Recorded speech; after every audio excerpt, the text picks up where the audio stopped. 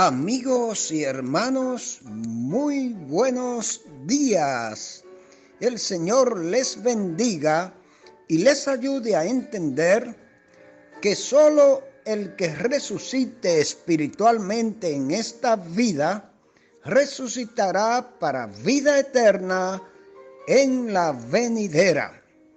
Y ahora, palabras de sabiduría. Leamos en Juan 5, 25 al 27. De cierto os digo, viene la hora y ahora es, cuando los muertos oirán la voz del Hijo de Dios, y los que la oyeren vivirán. Porque como el Padre tiene vida en sí mismo, así también ha dado al Hijo el tener vida en sí mismo. Y también le dio autoridad de hacer juicio por cuanto es el Hijo del Hombre. Mis amados amigos y hermanos, reciban nuestra sincera gratitud por su fidelidad en acompañarnos cada día para compartir con nosotros estos solemnes minutos de saludable alimento para el alma, rica nutrición para la mente y fresco refrigerio para el espíritu. En el día de hoy seguimos comentando la defensa de Jesús en cuanto a su deidad frente a los judíos dentro del extenso e importantísimo capítulo 5 del Evangelio de Juan. Ayer concluimos nuestra meditación saboreando la rica explicación y aplicación que hace el Dr. McDonald del verso 24.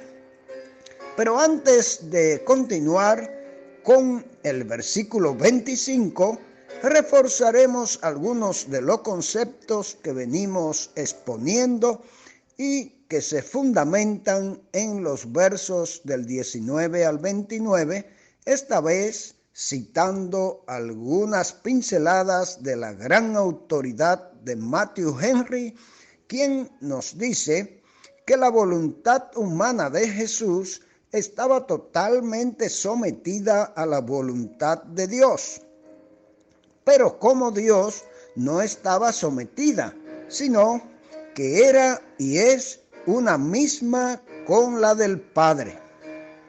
Así pues, el Hijo no puede hacer sino lo que ve hacer al Padre, no por falta de poder, sino por comunión de esencia y operación. En cuanto al poder de Jesús para resucitar los muertos y dar vida, en lo que se refiere a la autoridad, es una prerrogativa divina levantar a los muertos y darle vida, tanto en el orden natural como en el espiritual. Una resurrección nunca es obra de la naturaleza misma, sino que es obra del poder de Dios, así como el poder de conocerlo nosotros es obra exclusiva de la revelación divina, tanto del Padre como del Hijo. Cristo, además del poder, posee la sabiduría y soberanía de Dios Padre. En lo que se refiere a capacidad, es la misma del Padre.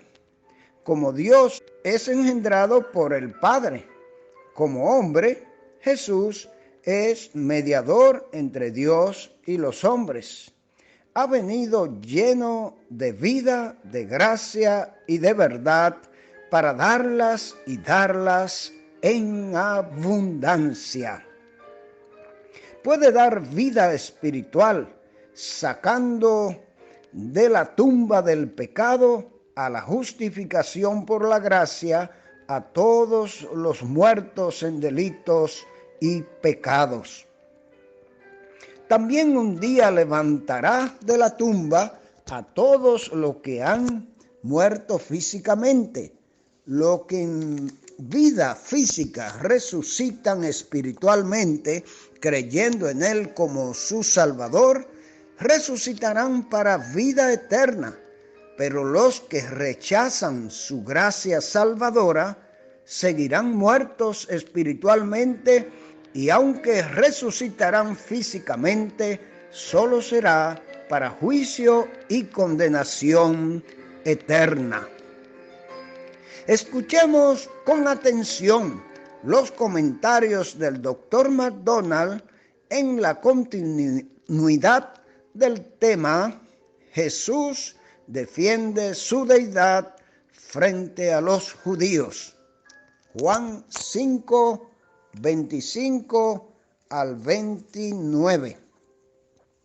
Aquí en el verso 25 es la tercera vez que el Señor Jesús usa la expresión de cierto en este capítulo, y es la séptima vez que encontramos estas palabras hasta ahora en este evangelio.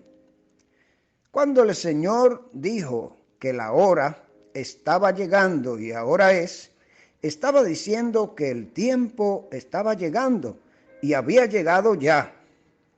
El tiempo al que se refiere era su venida al escenario de la historia. ¿Quiénes son los muertos de lo que se habla en este versículo? ¿Quién oirá la voz del Hijo de Dios y vivirá? Por supuesto, esto puede referirse a los que fueron resucitados por el Señor durante su ministerio público. Sin embargo, el versículo tiene un significado más amplio que este. Los muertos son aquellos que están muertos en delitos y pecados. Oyen la voz del Hijo de Dios cuando se les predica el Evangelio. Cuando aceptan el mensaje y reciben al Salvador, entonces pasan de muerte a vida. El versículo 26 fue escrito para explicar cómo una persona puede recibir vida del Señor Jesús. Así como el Padre es la fuente y el dador de vida, así decretó que el Hijo también tenga vida en sí mismo y sea capaz de darla a otros. Esta es una declaración de la deidad de Cristo y su igualdad con el Padre. No puede decirse de nadie que tenga vida en sí mismo. La vida nos fue dada a cada uno de nosotros, pero nunca fue dada a Dios o al Señor Jesús. Durante toda la eternidad han tenido vida habitando en ellos. Esa vida nunca tuvo un principio y nunca tuvo un origen al margen de ellos. Además, Dios le ha dado a Cristo autoridad para ser el juez del mundo. Este poder para juzgar le ha sido dado a Jesús porque Él es el Hijo del Hombre. El Señor es llamado tanto el Hijo de Dios como el Hijo del Hombre. El título el Hijo de Dios nos recuerda que el Señor Jesús es un miembro de la Santa Trinidad, una de las personas de la deidad. Como Hijo de Dios, es igual al Padre y al Espíritu Santo, y como Hijo de Dios da vida. No obstante, Él es también el Hijo del Hombre. Vino al mundo como un hombre, vivió entre los seres humanos y murió en la cruz del Calvario como el sustituto de los hombres y las mujeres. Se les rechazó y crucificó cuando vino al mundo como un hombre.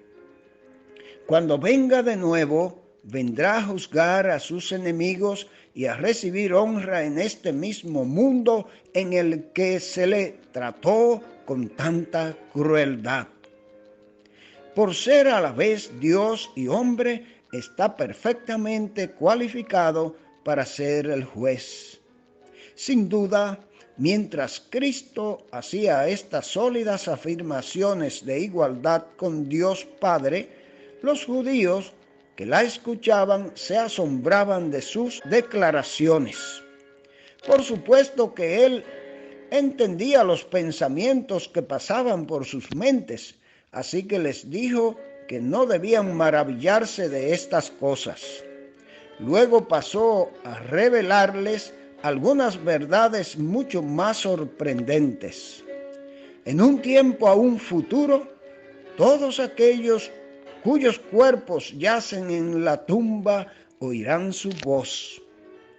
Qué necio sería para cualquiera que no fuera Dios predecir que los cuerpos que yacen en la tumba un día oirán su voz. Solo Dios podía respaldar tal declaración. Todos los muertos serán un día resucitados. Algunos serán resucitados a vida y otros a condenación. Cada persona que haya vivido alguna vez o que vivirá encaja en una de estas dos clases. Si este fuera el único versículo en la Biblia sobre el tema de la resurrección, se podría pensar que todos los muertos serán resucitados al mismo tiempo. Sin embargo, conocemos por otras partes de las Escrituras, en particular Apocalipsis 20, que un período de al menos 1000 años transcurre entre las dos resurrecciones. La primera resurrección es la resurrección de los que han sido salvados por la fe en Cristo. La segunda resurrección incluye todos los que han muerto como no creyentes.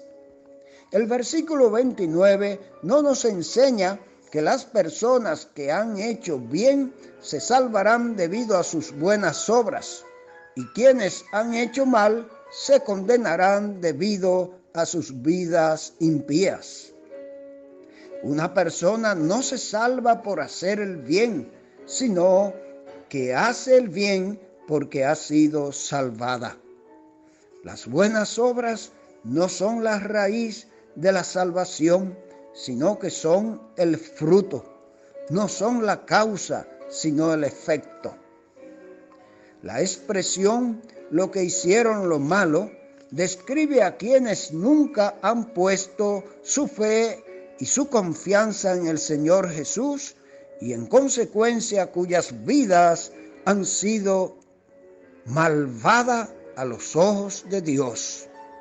Estos serán resucitados para comparecer ante de Dios y ser sentenciados a la condenación eterna.